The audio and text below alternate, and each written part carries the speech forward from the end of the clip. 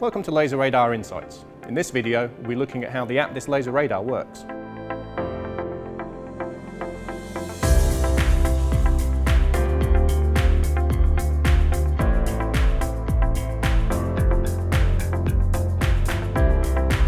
So exactly what is a laser radar?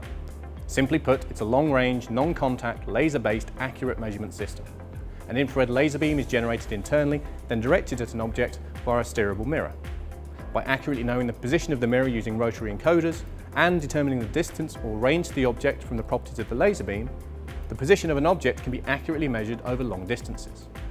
As the laser radar uses an infrared laser beam to perform the measurement, and we cannot see in the infrared, unlike, for instance, goldfish, the red laser you see here is purely for us to visualize the beam position. Mirror angles in azimuth, left-right in this case, and elevation up and down are determined by rotary encoders, as already mentioned. But how does the laser radar measure range?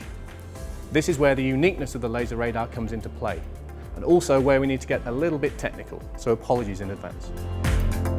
The infrared laser is frequency modulated inside the scanner and is split. Part of the beam goes up to the mirror, hits an object and is reflected back through the mirror into the scanner. Comparing the reflected signal to the split signal that has taken a shorter path will show a phase shift between the two signals. This phase shift is directly related to the difference in distance and can be easily extracted from the combined signal. Comparing this to a similar signal from internal stable reference allows the range for the object to be very accurately determined. Quite complicated, I'm sure you agree, but there's more. To help with the range determination, the beam is also focused. In fact, the beam leaving the scanner is only a little smaller than the mirror, but by the time it reaches the object, it is as small as a full stop. This has two advantages. One, it allows for very precise measurement of features, and two, it allows the range analysis to be concentrated over a small distance or depth of field, increasing the resolution. So why go to all this trouble? Frequency shifting, reference signals, laser splitting, beam focusing, for one simple reason: the need for a tiny return signal.